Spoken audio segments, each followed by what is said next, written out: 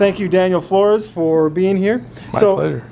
I met Mr. Flores and his family because I have a photography business, and his family has on more than one occasion called me up, and we've done some photo shoots together. And that's where you've chased me and my kids around trying to get good photos. Yes, and we've watched. Sometimes we just say, "Let the kids go." That's right. Yeah, that's right.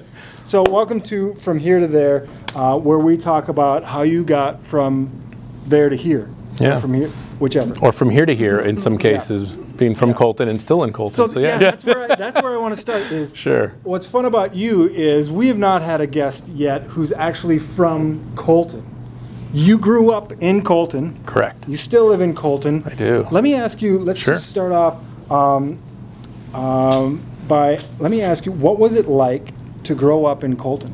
Oh, good question. Right out of the gate. Well, and my story here in Colton is probably like a lot of folks in some ways. So my grandparents moved to Colton looking for work. My mother's father, my maternal grandfather, came here because he joined the pipe fitters just down off of Rancho, south of the freeway, 364. You guys might be familiar with it. He himself grew up in Indio, California, working in the field. He left school around 8th grade to go work in the fields, pick berries, and like many migrant workers, they did that for a while till he got a little bit into the construction trade, but needed a real trade, a skilled trade. And so someone convinced him to become a pipe fitter. And so the closest local was actually here in Colton. So he was driving from Indio to Colton until he was able to save enough money and move his family here to Colton. And so that's how my mother arrived in Colton at a young age, the daughter of a pipe fitter, farm worker. My father's father, my paternal grandfather, actually came from Mexico as a worker during the war, during World War II, through the Bracero program. And he arrived here because he was working at Santa Fe. And so he moved to Colton, South Colton, lived there for years, ended up opening a small market. But again, very humble. He made enough money to get by, take care of his family. So both my mother and father were born here in Colton. So we make pretty much the third generation of Colton folks, which if you're from Colton, you know that you got to live here a little while before people accept you to be a real Colton family. So it's usually 2 or 3 generations before you really become ingrained into the community. So it's not uncommon in that regard. But, you know, so working class community. I grew up in a working class household. My dad drove a truck for Stater Brothers, 44 years, a Teamster. Loved Stater Brothers. They're a great company to work for. It was the only job he ever had, straight out of high school.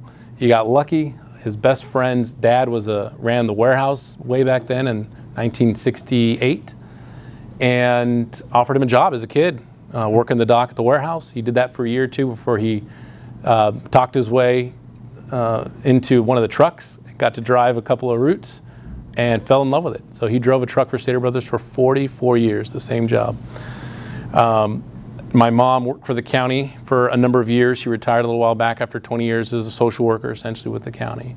But neither of my parents went to college. You know, they were working folks, put a roof over our head. We had everything we needed, not everything we wanted, but everything we needed, me and my 2 sisters. And it was very, you know, as a young age, I was always aware and cognizant that, you know, we were a working family in a working neighborhood. We spent a lot of time together with family. Most of my family live here in town. They still do. My grandparents lived here up until their passing years ago. Spent a lot of time with family. Good people, honest, hardworking people. We love sports. It was all about baseball, football, basketball, soccer. There's always something going on in town, especially football. The Yellow Jackets on Friday night. We'd always go watch football.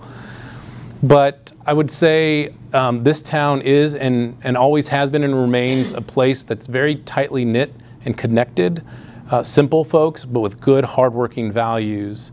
But you know, it's a working class community for sure. So I know you well enough to know, and you can hear it when you talk about Colton. Yeah. There's a lot of pride in being from small town Colton, working class, a close-knit community that doesn't accept you until you're 3rd generation Colton.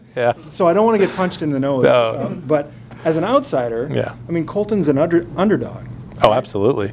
Did you feel like you were coming from an underdog position when you were growing up? Absolutely. Absolutely. Yes. And I think as I got older and you start to branch out a little bit, you realize, you know, the world's a much bigger place, obviously, and you realize that you're coming from a place where you don't have a lot of the things that other people may have or experiences. But for me, it was going to college, because growing up here in Colton, everybody was mostly from the same town, so we all knew each other. We had similar experiences. When I went away to college, which I went to Georgetown back in DC, all of a sudden, I'm at a great school, but I'm there with folks that went to, you know, very expensive preparatory schools in the Northeast, and literally, I think we had a Crown Prince of Dubai was in our class. I mean, we had folks that just had incredible resources, wealth, pedigrees, and here I was, a kid that, you know, came from Colton. I'd never really been on a plane or left the state before till I got to college, and yeah, right away you realize, okay, I'm out of my element. This is very different.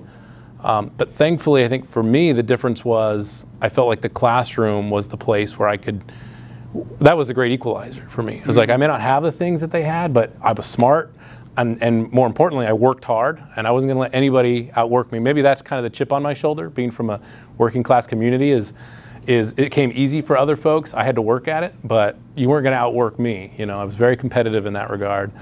And so I kind of found the classroom as that safe space where it's like, okay, I can shine here, and it doesn't matter where you come from. If you can work hard and prove yourself, you're going to do well. Okay, so let's finish some of your background. You grew up here, went to high school, graduated from high school in Colton. Then, how many colleges have you attended? 3 officially. So my undergrad was at Georgetown in Washington, D.C. It was Georgetown fortunate. University Bulldogs? The Hoyas. So the Bulldog is our mascot, but the Hoyas, the Georgetown Hoyas. So is that a Division I, or it's a Division I. It's actually the oldest Catholic university in America. I make that point to all my Notre Dame friends. It's the oldest, the first, original, 1789. And yeah, it's been around a while, obviously, and it's regarded a very, very good school, after obviously. Georgetown, you went to? Georgetown, I went to Harvard Divinity School for a master's in theological studies. From Colton to Georgetown to Harvard? Well, actually, there was a stop in between. Okay. So after I graduated Georgetown, I wanted to do a year of volunteer service, and I joined the Jesuit Volunteer Corps, which is kind of like AmeriCorps. If you guys have heard of AmeriCorps, where you do usually a year or two where you're teaching. This was AmeriCorps with sort of a faith-based component, obviously, being the Jesuit Volunteer Corps. So they sent me to Fairbanks, Alaska, to run a Boys and Girls Club for a year. Perfect so I ended place up, for a kid yeah, of course, yeah, totally, not a problem. Negative 40 degrees, like I couldn't get my head wrapped around negative 40 degrees. Dark all the time. Dark all the time, cold and miserable. Yeah. But actually, I had a great time. I learned a lot. And I spent a full year as a volunteer helping basically at-risk kids at the Boys and Girls Club. Okay, and after Harvard, and your missionary work, or Jesuit, then where? That's when I actually came back. But school-wise, I did end up going back to school for a master's in public administration at USC. At USC. Yeah. So 3 pretty well-regarded colleges. And expensive. And expensive. Very expensive, yeah. I just want to highlight, I just want to make the point that you can go anywhere if you want to work harder. Sure. At it, right? Sure. So you were the underdog coming from Colton, from working class family, parents who didn't know, didn't go to college. Right. You know, how did you feel like you had to overcome something to do that, and how did you overcome it? Where did you find strength when you were in a classroom full of people that were aliens to you? Pretty much, including my wife, who's from Boston originally. Yeah. You married him? Yeah. So as I mentioned, you know, I think as a kid had a bit of I would say a healthy chip on my shoulder, but I mean this sense that I wanted to prove myself, that I could do whatever I wanted to do. Because, you know, growing up, and again, and I say this now with all the respect and admiration for my father, for example, who I did so much to provide for us. Nothing wrong with being a truck driver, but when somebody tells you that's all you can do in life, you know, if you're lucky, you're going to get, you know, maybe you can work at Stater Brothers, maybe you can work at the cement plant, you know, and that's all you can do. Even as a kid, you know, I didn't like hearing that. I mean, I felt like I could do anything I wanted to do, and I didn't want to be limited by just what was around me. So that motivated me. That kind of wanting to prove people wrong motivated me a lot as a kid. And I think it still does, because people look at where you come from and say, oh, you're from the wrong side of the tracks, or you don't have the right background. And I think people still look at our community, whether it's Colton or other communities around here, like that. And what people used to tell me when they heard my story was, oh, how wonderful, you've been successful in spite of where you come from. And I have to remind them it's not in spite of where I come from, it's because of where I come from that I've been successful, that I've had to learn how to fight, how to work hard, how to really prove myself and not take no for an answer, because that's who we are. Yeah. Okay, so we're in a room full of underdogs, right? We're probably all told, probably told you'll never go to college, you'll never do this. Yeah. I love it when people, you can't do this. Awesome, watch me. I love it. Even to this day, it motivates me. And I think it motivates me in what I do in working in the community because, right, we have a community of underdogs. And people find that it can be easy to take advantage of communities full of underdogs at times. We see it in the news.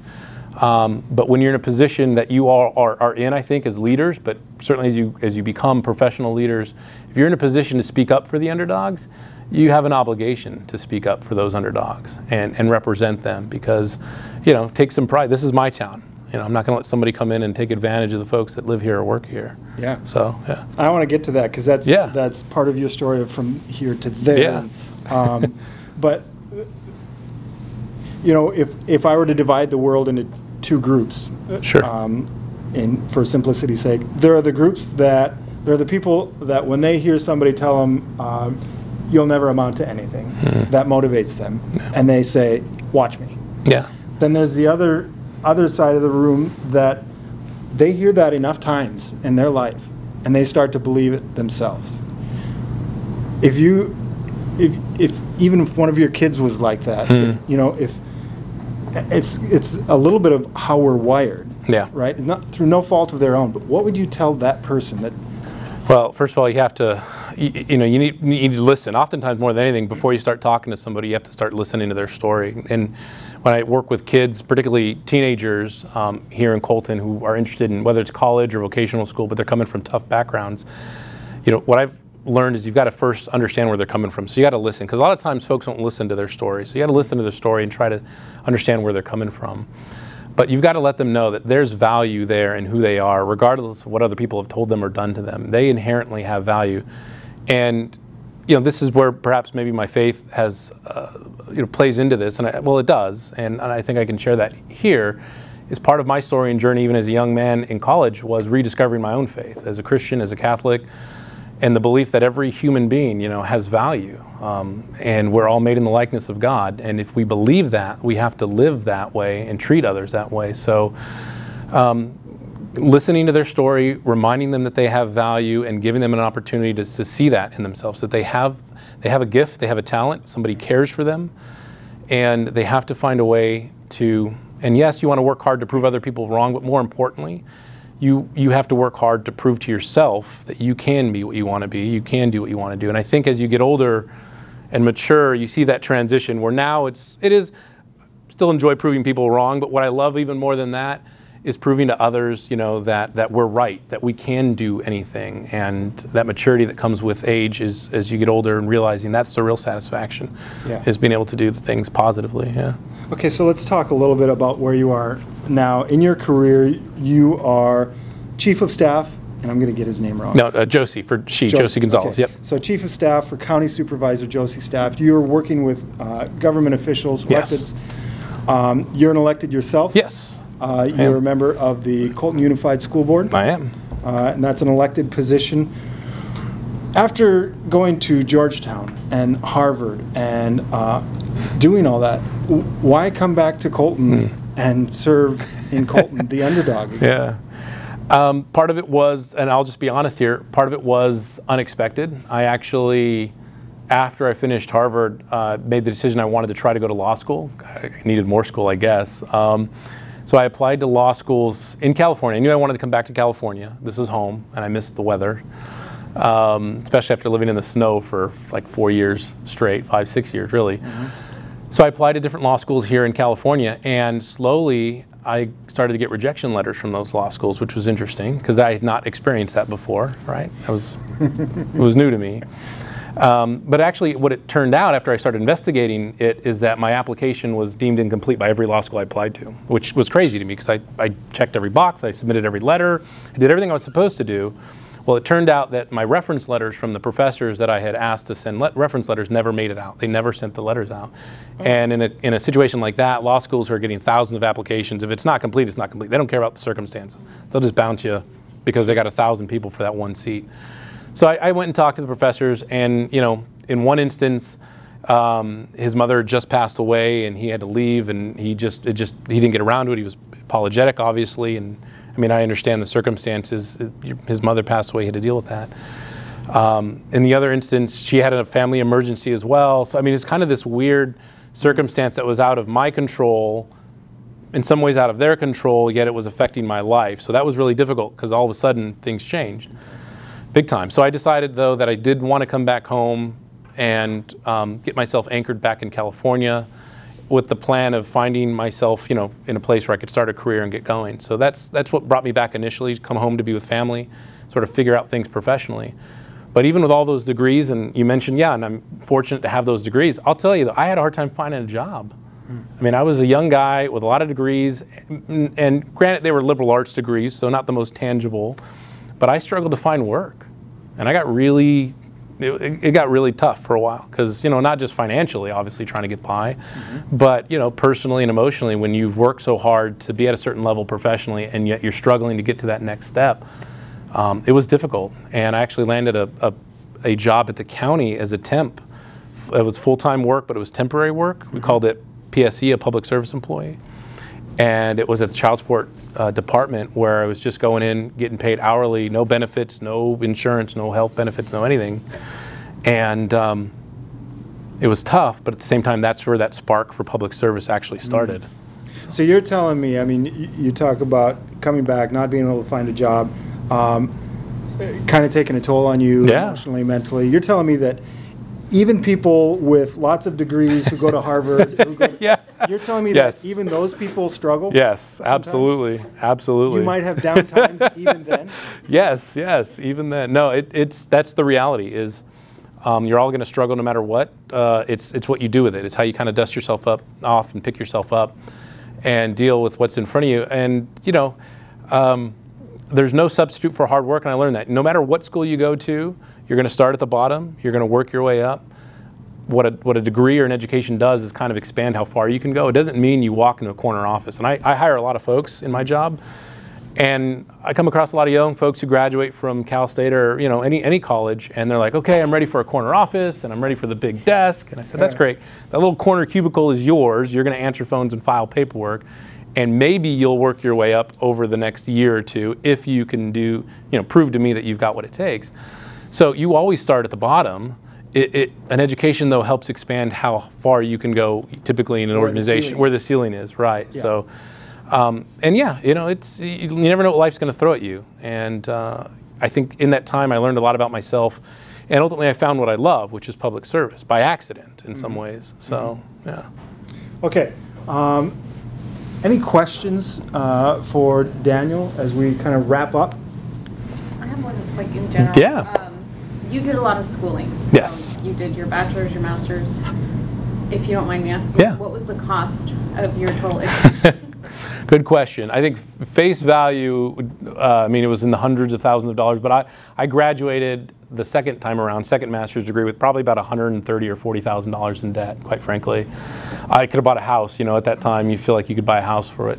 Now, that was my choice, and I had other options. I was fortunate as a young student, as an undergrad, I got a lot of support, scholarships and grants. I did a little bit as a graduate student, but it's still expensive. At that point, I was married, young, we didn't have any kids. My wife and I made a commitment to pay all that off as quickly as possible, and I can sit here and tell you I actually have paid off all of that in that time frame. It took a lot of sacrifice to do that, personal sacrifice, but we made that commitment. But it is extremely expensive to go to any college at this point, but it's an investment. I always saw it as an investment. And unlike my car or my house that I guess if I didn't pay could get repoed, I don't think they can repo your degree, right?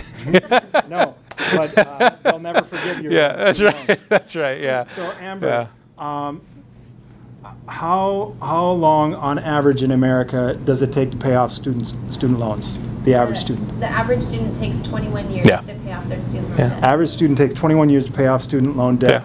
How many dollars does a graduate from Oak Valley College owe when they graduate from Oak Valley College? 0. Yeah, that's amazing. Right. That's amazing. Raise your hand, right? Yeah, that's amazing. No, and that's incredible. And I can tell you, it was expensive then. It's more expensive now. We have 3 little ones, and we're starting to put away for college. And I mean little, like 7, 5, and 3. And when I talked to our financial guy to help me figure this out, you know, he basically said, listen, Dan, you're never going to be able to put a way to pay for all of their college. Like, just accept that. You want to kind of chip away at it, but you can't prepare if they go to a Harvard or SC, or even here locally, the Cal States and UCs are getting more and more expensive every year. So it is incredible. And hats off to you guys for making, I think, a very smart choice to not give up on your education, but find a smart way to go about it, where you're not really feeling the weight of that debt afterwards, because it could be a lot. I know plenty of doctors and lawyers that I went to school with, they don't think they're ever going to see the end of that student loan debt. So it's pretty heavy. So OVC, changing the paradigm. Yeah. Okay, other questions? Anything, guys, and what we do. More questions? Yeah. I got one. Yeah, please. Out of the 3 schools, which one that you like and why? Good question. I think everybody's probably more partial to their undergrad because This is on tape, by the way. Yeah, that's all right. That's all right. That's all right. Yeah. Don't worry, they still ask for money. That's not going to stop them from asking for money. I think undergrad's always a unique experience, and for me, Georgetown by far was an incredible experience, twofold. You know, it had a lot of fun as an undergrad, but it was, of the 3 schools, again, like I said, it's a Catholic university, it's a faith-based organization. So like 45% of the kids that went to Georgetown, while you're in school, you're volunteering and participating in some sort of service program. They put a lot of emphasis on service to the community in addition to education. And I can tell you, at my other schools, I didn't necessarily get that sense. Even though I was a graduate student, which is a little bit different, you can tell that if the whole ethos of the school is purely about education and the search for knowledge, as opposed to education, knowledge, but also service, something greater than yourself. And at schools like Georgetown, or schools that tend to have that component, I think offer a little bit more. That's just, my take. Yeah. Good question. I have another question. Yeah. Okay, I'm going to try to make the question. Yeah, it's okay. For my daughter. Yeah. When you finish your school, university, and everything, does that makes a difference when you apply to a jobs where you graduate? Yes. Where you go to school, does it make a difference? No, or that you have a degree? When you already graduate, you finish Yeah. your degree. Does a degree help make a difference when you apply for a job? Yes.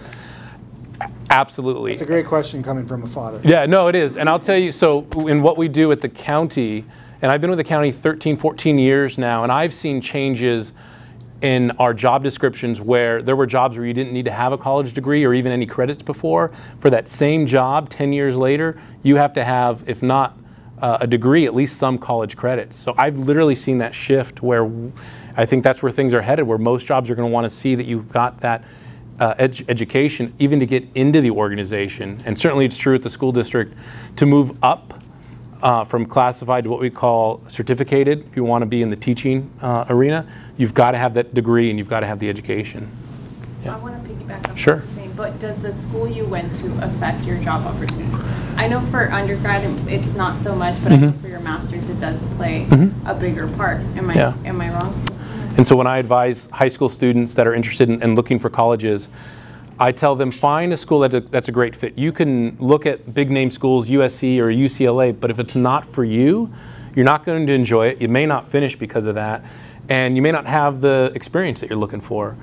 And that includes not just the name of the school, but you have schools that are big. I mean, you can go to a University of Michigan that has probably 30 or 40,000 kids, or you can go to Claremont McKenna down the way that has like 1,000 kids. And my wife works there, so we know that environment really well. So finding the right fit, the right environment, the right program matters more than the name of the school. Maybe where the name might come up is if you happen to have an alumnus looking at the application and they see that you went to the same school, that I'll tell you, if I see, I've got a young lady in my office that went to Georgetown graduate. I can tell you her application made it way, just because, we take care of our own, It's, I mean, that's just, I think, human nature. But I think more than anything, finding the school that's a good fit in the program that you enjoy, and obviously being able to finish and have that degree says a lot more as an employer. We want to know that you can start something and finish it. That's key, yeah. Trevor? In the back. Yeah, sure. Lucy. Okay. Yeah. How was your faith challenged or grew or from here to there? Yeah. From the beginning.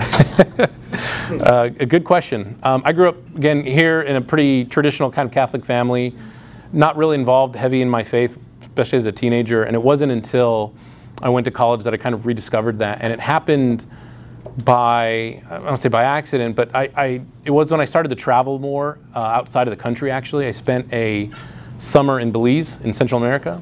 Again, this was 2000, well, not even, this was probably 1999, 98, 99.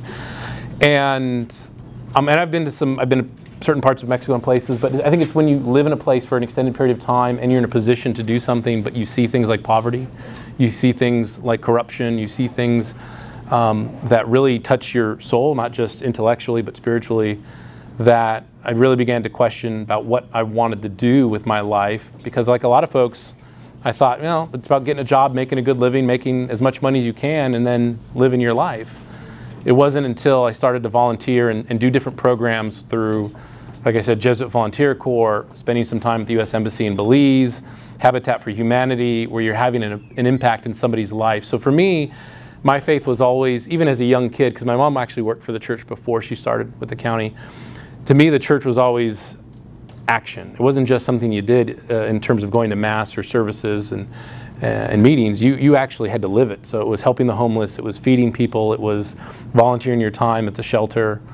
And even now, I would say that that's how my greatest expression of faith is. I love it when we're actually doing something to impact somebody's life. So, and we try to pass that on to our kids. Yeah.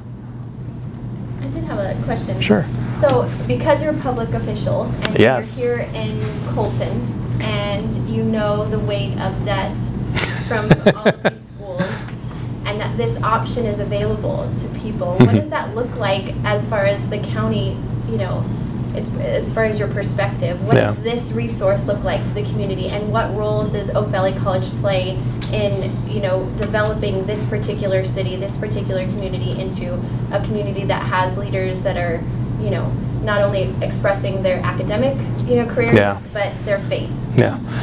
So I'll start by just talking generally about the value of education and why it's important. I think not only this institution, but others that are starting to really work hard at creating opportunities. From a county perspective, and I just gave this presentation to a group a little while back, if you look at what the 5th district, which is San Bernardino, Colton, Rialto, a little bit of Fontana, and Musqueam and Bloomington. So that's the area that I work in and represent with the supervisor. It has some of the highest rates of poverty in the entire county. It also has some of the lowest rates of education attainment. And they're not mutually exclusive. We know this. In fact, we can draw a straight line. Communities that have low levels of education attainment have high levels of poverty. They also have higher levels of crime.